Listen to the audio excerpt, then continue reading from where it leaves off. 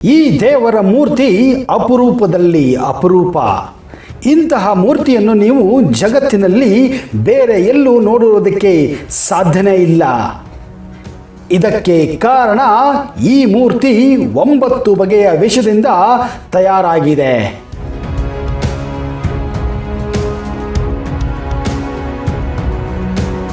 ಈ ಮುರುಗನ್ ಮೂರ್ತಿಯನ್ನು ತಯಾರಿಸಿದ ರಹಸ್ಯವನ್ನು ಇದುವರೆಗೆ ಯಾರಿಂದಲೂ ಭೇದಿಸುವುದಕ್ಕೆ ಸಾಧ್ಯವೇ ಆಗಿಲ್ಲ. ಸಾಮಾನ್ಯವಾಗಿ ಭಗವಂತನ ಮೂರ್ತಿಯನ್ನು ಸಾಲಿಗ್ರಾಮ ಶಿಲೆಯಿಂದಲೋ ಅಥವಾ ಗ್ರಾನೈಟ್ ಕಲ್ಲಿನಿಂದಲೋ ಅಥವಾ ಪಂಚಲೋಹಗಳಿಂದ ನಿರ್ಮಾಣ ಮಾಡಲಾಗುತ್ತದೆ.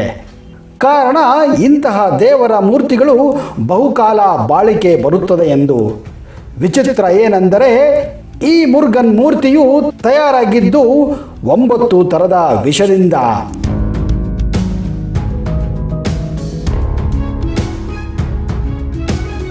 ಇದೇನಿದು, ಎಲ್ಲಾದರೂ ದೇವರ ಮೂರ್ತಿ ವಿಷದಿಂದ ತಯಾರಾಗುವುದಕ್ಕೆ ಸಾಧ್ಯವೇ ಎಂದು ಆಶ್ಚರ್ಯಪಡುತ್ತಿರಬಹುದು. ಹೌದು ಸ್ನೇಹಿತರೆ, ಇದು ನಿಜ ನಿಜ ನಿಜ. ಈ ದೇವರ ಮೂರ್ತಿ ತಯಾರಾಗಿರುವುದೇ ವಿಷದಿಂದ ಎನ್ನುವುದಕ್ಕೆ ಸಾಕ್ಷಿಯಾಗಿ ನಿಂತಿದ್ದಾನೆ ಪಳನಿಯ ಮುರುಗನ್ ಸ್ವಾಮಿ.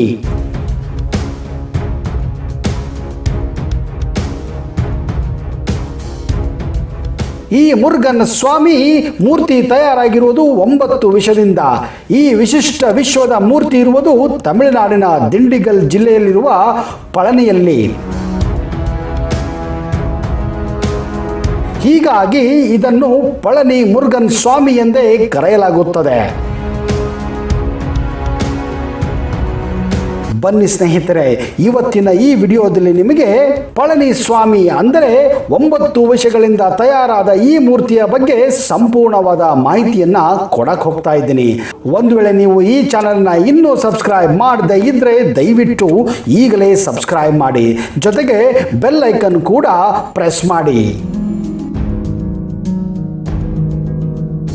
ಪಳನಿ ಸ್ವಾಮಿಯ ಮೂರ್ತಿಯನ್ನು ಅಮಲ್ಗಮ್ನಿಂದ ತಯಾರಿಸಲಾಗಿದೆ. ಆಂಗ್ಲ ಭಾಷೆಯಲ್ಲಿ ಅಮಲ್ಗಮೇಷನ್ ಅಂದರೆ ಒಂದಕ್ಕಿಂತ ಹೆಚ್ಚು ಧಾತುಗಳನ್ನು ಮಿಶ್ರಣ ಮಾಡುವುದು. ಅಮಲ್ಗನ್ ಎನ್ನುವುದಕ್ಕೆ ಸಂಸ್ಕೃತದಲ್ಲಿ ನವಪಾಷಾಣಂ ಎಂದು ಕರೆಯಲಾಗುತ್ತದೆ.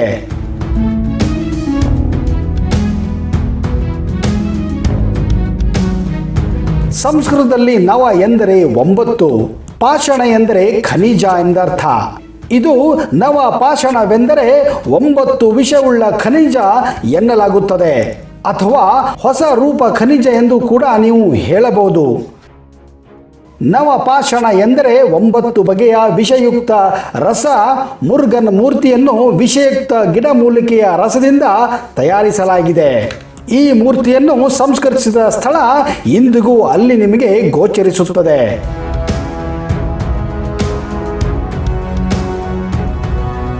ದಾನಸಿಂಗಂ ದೇವಾಲಯ ಇರುವ ಸ್ಥಳವೇ ಮುರುಗನ್ ಮೂರ್ತಿಯನ್ನು ಸಿದ್ಧಪಡಿಸಿದ ಸ್ಥಳ ಎಂದು ನಂಬಲಾಗುತ್ತದೆ.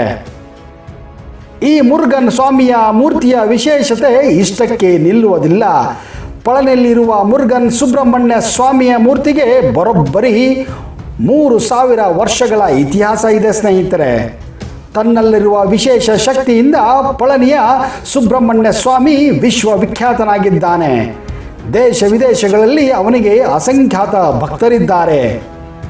ಪ್ರತಿನಿತ್ಯ ಈ ಸ್ವಾಮಿಯ ದರ್ಶನಕ್ಕೆ ಜನಸಾಗರವೇ ಹರಿದು ಬರುತ್ತದೆ.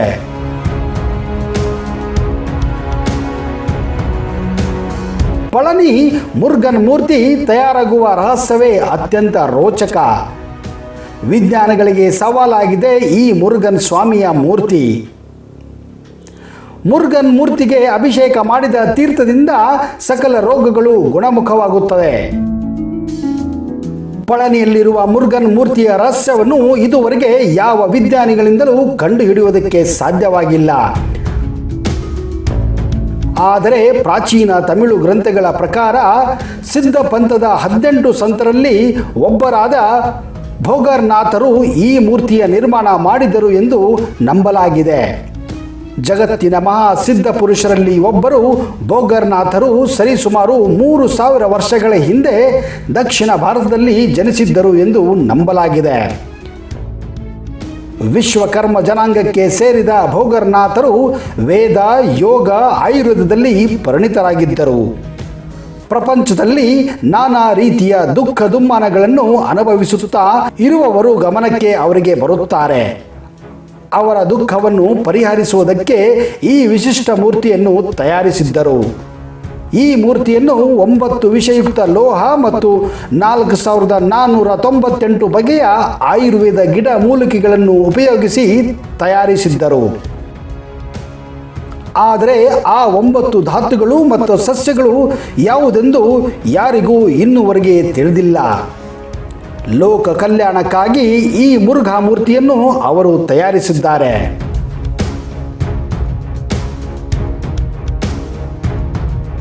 ಕಲಿಯುಗದ ಪ್ರಾರಂಭದಲ್ಲಿ ಭೋಗರ್ನಾಥರು ಈ ಮುರುಘಾ ಮೂರ್ತಿಯನ್ನು ಎತ್ತರದ ಗಿರಿಯ ಮೇಲೆ ಪ್ರತಿಷ್ಠಾಪಿಸಿದ್ದರು. ಪ್ರತಿನಿತ್ಯ ಈ ಮೂರ್ತಿಗೆ ವಿಧಿಯುಕ್ತವಾಗಿ ಪೂಜಾ ಕಾರ್ಯಕ್ರಮಗಳು ನಡೆಯುತ್ತವೆ.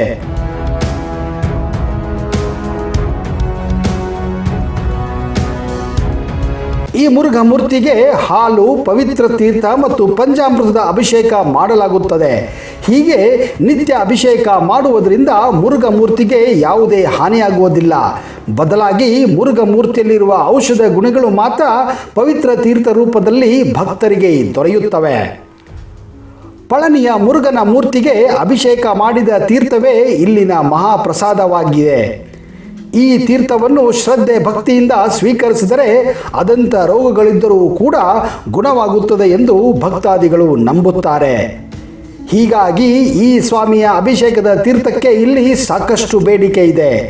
ದೇಶ ವಿದೇಶದಿಂದ ಹಲವಾರು ವಿಜ್ಞಾನಿಗಳು ಈ ಮೂರ್ತಿಯ ಧಾತುಗಳ ರಹಸ್ಯವನ್ನು ಭೇದಿಸುವುದಕ್ಕೆ ಪ್ರಯತ್ನ ಪಡುತ್ತಾನೇ ಇದ್ದಾರೆ.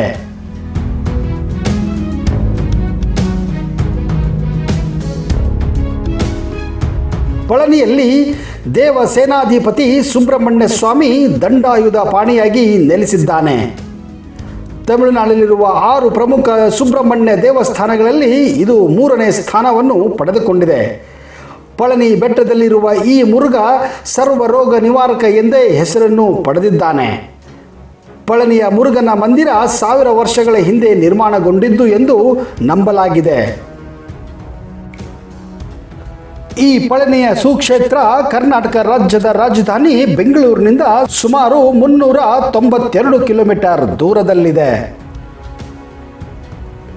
ಪಳನಿಗೆ ಹೋಗಲು ಬೆಂಗಳೂರಿನಿಂದ ನೇರವಾದ ರೈಲು ಸಂಪರ್ಕ ಹಾಗೂ ನೇರವಾದ ಬಸ್ ಸಂಪರ್ಕವೂ ಕೂಡ ಇದೆ ಸ್ನೇಹಿತರೆ.